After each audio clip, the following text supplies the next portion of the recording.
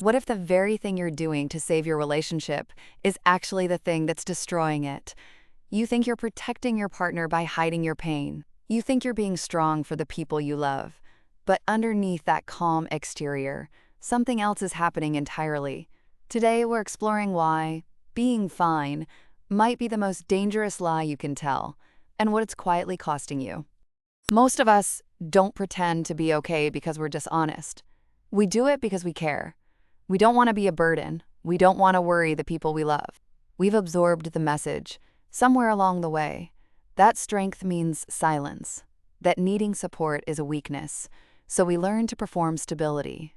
To say, I'm fine, when we're fracturing inside, and at first, this feels like love, like protection, like the noble thing to do.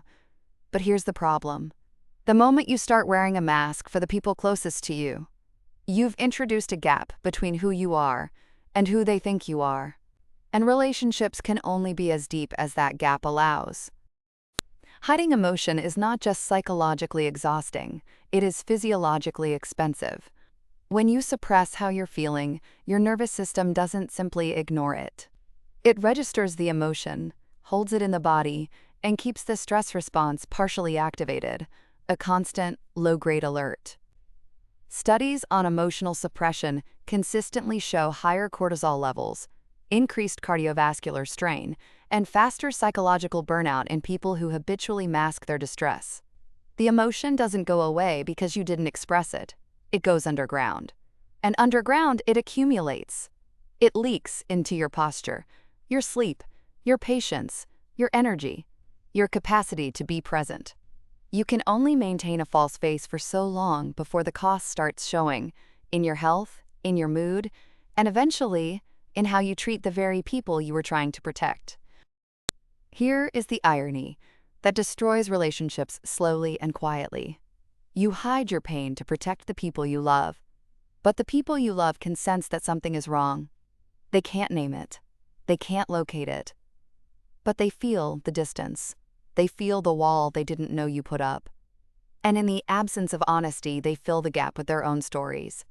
Maybe they did something wrong. Maybe you don't trust them. Maybe you don't actually want to be close. The less you share, the more they interpret. And over time, two people who once knew each other deeply can find themselves living in the same space, sharing meals, sharing a bed, and yet feeling completely unknown to each other. Emotional drifting rarely announces itself. It just happens, quietly, in the space where truth should have been. There's a stage in the cycle that almost no one talks about, where being strong starts to curdle into something else.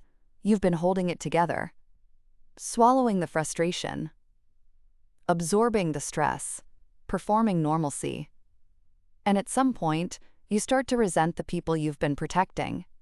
Not because they did anything wrong, but because you chose a silence they never asked for, and you're exhausted by it.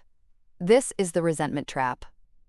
The quiet bitterness that builds when we suppress our needs long enough. And then, inevitably, something small tips the balance.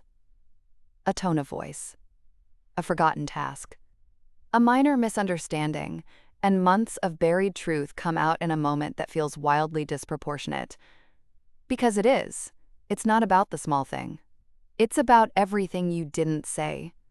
The antidote is not dramatic. It doesn't require a single conversation where you say everything you've held back for months. The research on emotional honesty points to something quieter, what therapists call low-stakes honesty. Small, consistent moments of truth. I'm not doing great today. I've been carrying something heavy this week. I need a bit of support right now. These sentences feel risky. They feel like burdens. But what they actually do is invite the other person in. They signal, I trust you with the real me. And that signal, that willingness to be known, is the foundation that every genuinely close relationship is built on. True resilience is not the ability to feel nothing and show nothing.